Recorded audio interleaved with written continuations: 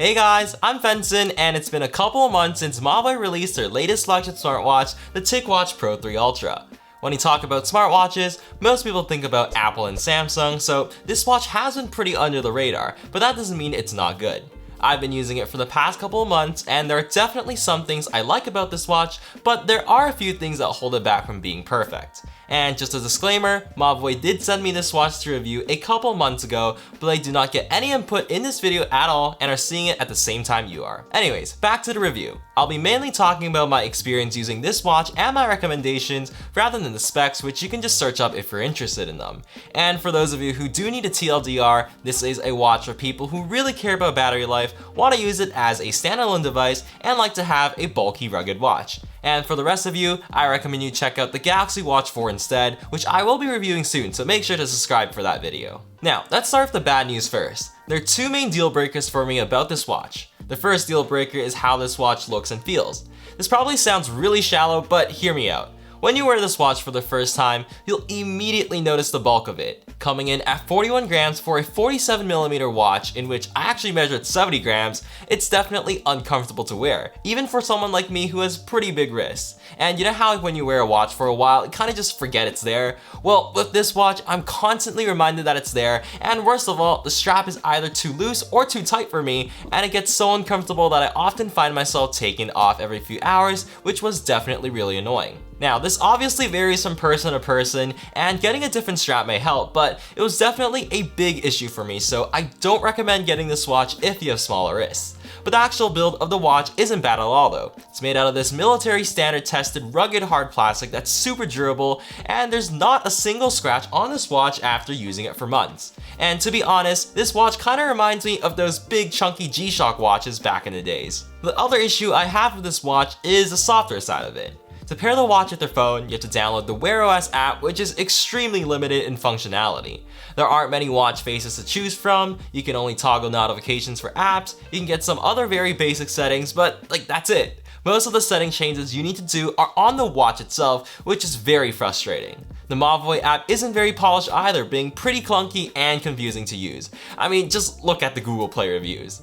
The thing that confuses me the most is that they're actually both Google Fit apps and Mobvoi's own version loaded on the watch. This means you have to choose between two completely separate systems, and you can't mix and match between them since Google Fit doesn't sync with Mobvoi's app.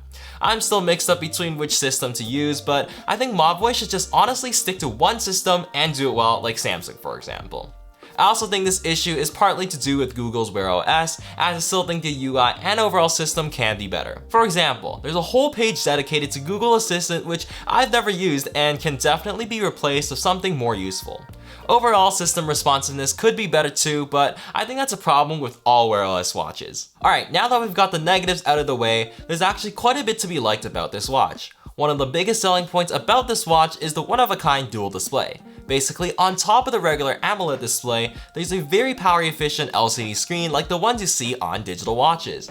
It displays the time, date, steps, and a battery bar, which is all you really need at a glance. This is an excellent way to prolong the battery life since LCD is so much more power efficient than having an always-on display.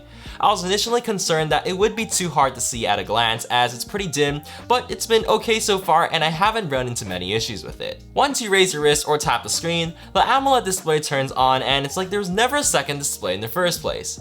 The display itself is also pretty great. It gets bright and colorful, and it's really nice to look at. And because of this automatic switching between the LCD and the AMOLED screen, Mobvoi claims 72 hours of battery life, which is definitely true. In fact, I usually get 4 days of use out of this watch without sleep tracking.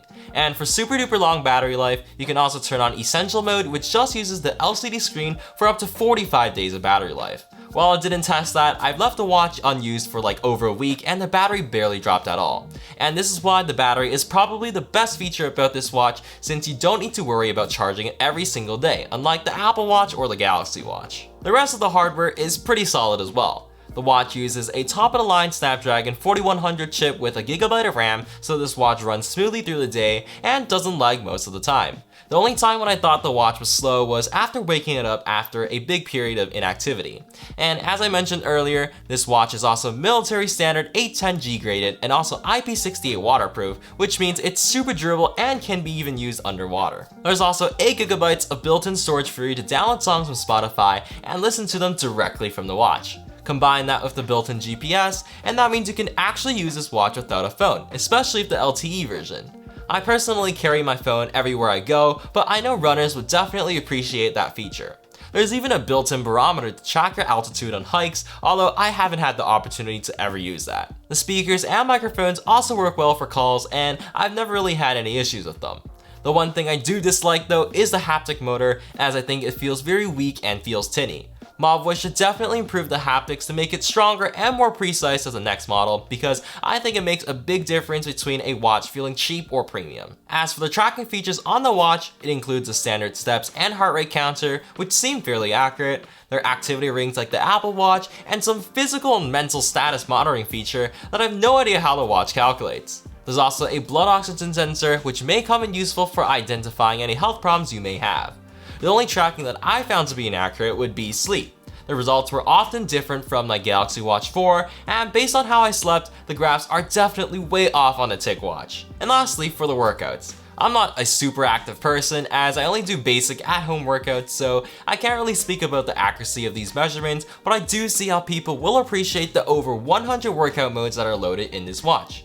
The workout mode I use the most is the freestyle mode, which best describes the type of workouts I do, but all it records is duration, an estimate of calories burnt, and the heart rate over time, which is just your basic stats, and as you can see, the page looks pretty ugly, not gonna lie. And honestly, that's all I have to say about this watch. It's been an okay experience for me so far, and I would only really buy it if you want the 3 to 4 day battery life and like the bulky rugged build.